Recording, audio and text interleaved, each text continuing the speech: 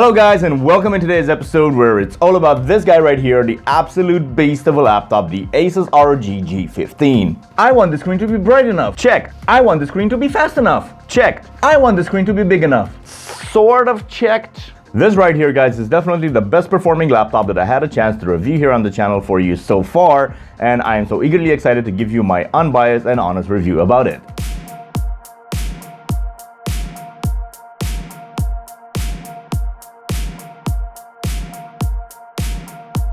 Let's get things on the way here by looking at what ASUS managed to do with all of its exterior design choices with this laptop, being the polycarbonate plastic, the aluminum, and of course some rubberized texture elements here and there, but all of them together actually managed to give you a very rigid chassis to work off with while still looking very professional and premium and not having a whole lot of weight to it. The main body of the laptop is made out of plastic, but it still manages to offer great rigidity and overall toughness while not giving it a lot of weight. But this is not necessarily a downside, as there is enough cooling vents for it to dissipate the heat, and overall I feel like ASUS did a great job of putting it together. There still is some minimal flex to the chassis, but it is nothing very concerning, as this is to actually be expected when sticking with the plastic structural elements. I don't know about you guys, but I would definitely hate paying a lot of money for a product that feels like it could break at any time, being very lightweight, cheaply built, and this is definitely the opposite of that. So great job, ASUS! The keyboard is one of the best feeling keyboards in the laptop industry at the time, if you ask me, because I for one don't really like the traditional mechanical feel of most of the keyboards, where the travel of the keys can be too long or too hard when bottoming out, and as well too rigid to the touch. This one right here offers a great depth perception where the travel is not too long, but neither is it too shallow, and where the rubberized texture on the surface of the keys make for a perfect match for your interaction. It has its signature by now, whiteout movement keys that are of course RGB lit, as this whole keyboard is, and it manages to look absolutely amazing at night. Moving on to the trackpad now, I can tell you that this feels quite good too and premium, with it being quite wide and giving overall the perfect clickiness response where the pressure required to be applied is just right when acting the keys. The only bit of complaint that I have thus far with this design choice is that the laptop can get to look quite greasy even after being lightly used and with clean hands, as plastic is plastic and it tends to build up from normal human oils from your fingertips. Because honestly, it's not like I was eating chicken nuggets before handling this laptop. Because I wasn't. Now moving towards the underside of this machine, you cannot help to be awestruck by the very pleasant LED strip that almost goes halfway around the laptop with a full strip facing the front of it. This design element helps give you an even deeper immersion while using it because it's synced with the keyboard's color control, and it provides you with an, well, sort of RGB backlit monitor experience, but for your keyboard. Moving on to the side of the machines, we're going to start off with its left side, where we are greeted with its 2x USB Type-A 3.2 Gen 1 5 gigabits ports, a single headphone jack, and an exhaust port, while the right side offers nothing more than a single exhaust port from its second fan. The back side is where you will find the main core, so to speak, because here is where you will find its 2x USB Type-C 3.2 Gen 2 10 gigabits, with one of them having power delivery enabled for 100 watts. It also features one HDMI connector 2.0B, a power connector, and of course 2 more exhaust ports from its 2 fans. Back to the underside of the machine, we are greeted with a whole bunch of very premium and grippy rubberized feet that are displaced all around, with 2 of them enhancing the look and feel while being different color and giving it some ROG branding.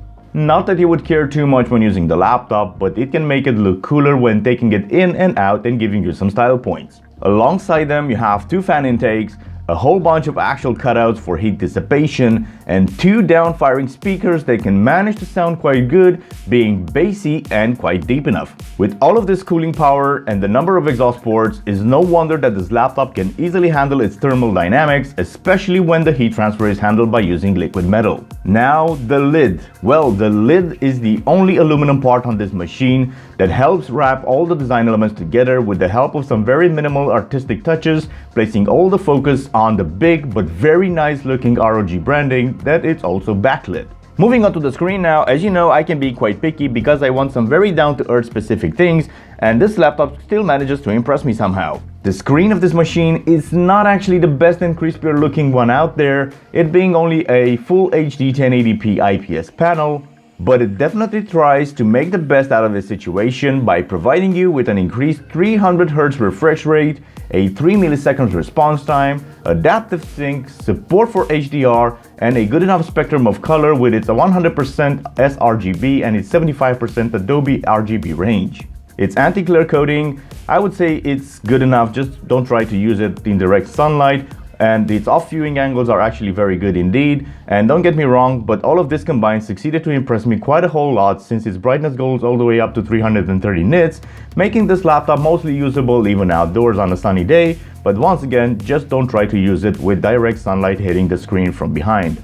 Alright, so it's now time to dive into the specs of this beast right here, where we get things started off with the AMD Ryzen 7 6800H with its integrated graphics support, and alongside with that you get 8 cores, 16 threads, and I can tell you that the CPU performed quite well in my Cinebench R23 test, with a score of 11,980 points in the multi-thread test and 1,427 points in the single thread test, with its TDP of 45 watts. Alongside with this, you get an RTX 3060 GPU. This is a 6GB GDDR6 card that can boost all the way up to 1750 MHz at its rated TDP of 140 watts. And if you are thinking about all that combined wattage with the CPU and GPU together that can reach all the way up to 185 watts, well, in terms of heat, both of them get excellent thermal dynamics due to the beefy heat sinks coupled together with the liquid metal being used instead of the traditional thermal paste. For the rest of the specs here, you get 16GB of 4800 MHz,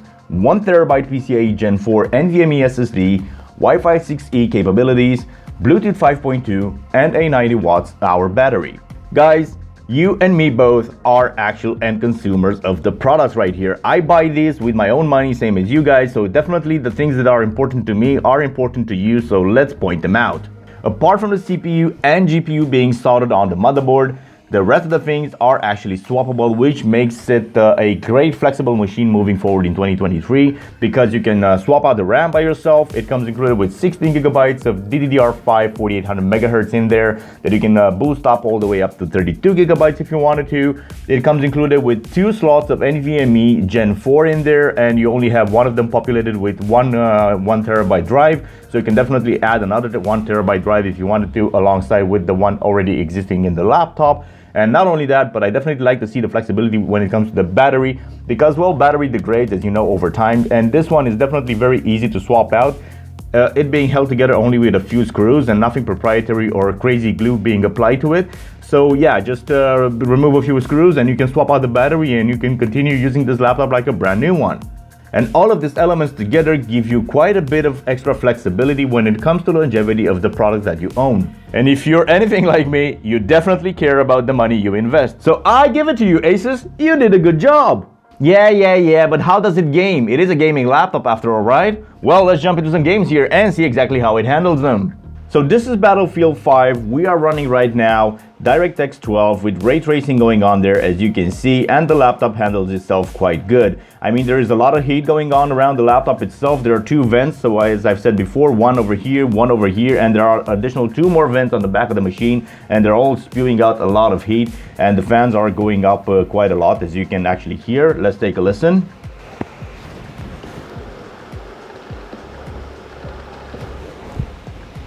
That is definitely to be expected when playing games on a laptop anyways, so it's nothing really concerning. And for the thermal dynamics of everything combined in there and the cooling solution, let's take a look here. So you have your CPU is sitting anywhere in between 19 to 93 degrees Celsius at time, doing that while sitting at around 35 watts. So that's about what, close to 90% of its 45 maximum watts TDP, but it's definitely okay. And the GPU is actually sitting at a toasty 70 to 75 degrees Celsius as well. But yeah, it is to be expected. I mean, we're pumping anywhere up to 115 watts into the GPU and 35 watts into the CPU. So that is a lot of wattage that needs to be dissipated by this cooling solution of this laptop. And overall, I think it's doing quite a decent job at it. I mean, I wouldn't stress about it too much, but it definitely feels okay. It could be better, yes, but it could be a lot worse too. So don't stress about it as long as the CPU is running and the GPU is running smoothly, which they seem that they are. I mean, as you can see, we're reaching anywhere between 75 to 92 FPS at times, and we are running once again DirectX 12 with ray tracing enabled and everything set on ultra with this title right here, and the games just this game just performs very, very well. So yeah, that's pretty nice to see. So yeah, it definitely handles itself quite good, but I have another game in mind that I think it will stretch the envelope a little bit more. So let's just jump into that and see exactly how it handles itself. So this is Hogwarts Legacy right here, and I'm actually quite impressed with the FPS that we are managing to get out of this laptop with this title. Of course, this being a newer title with much more graphical potential than Battlefield 5. I was expecting it to go maybe around 25 FPS, but we are reaching anywhere in between 40 to 50 FPS at time, and we are running ray tracing on, and everything is set on ultra. Of course, the resolution being 1080p because this is the resolution of the monitor right here, but it is handling itself quite good, and this makes me pretty happy. The game runs quite buttery smooth. It runs smooth, it's fine, and yeah, I'm really happy with its performance. If this machine handles itself the way it does with Hogwarts Legacy right now, I have absolutely no doubt that you are going to be enjoying this machine even in 23 with the latest AAA games and running with the latest settings. Of course, for the resolution of 1080p, because that's the only downside of this machine and this monitor right here. But overall, I'm pretty impressed with its performance, and I would say that it gets a thumbs up from me. Guys, thank you so very much for choosing to be so awesome and watch today's video with me. And if you feel like you've learned anything, well, maybe a sub to the channel would be absolutely fantastic. And see you guys in the next one. Stay awesome. Peace.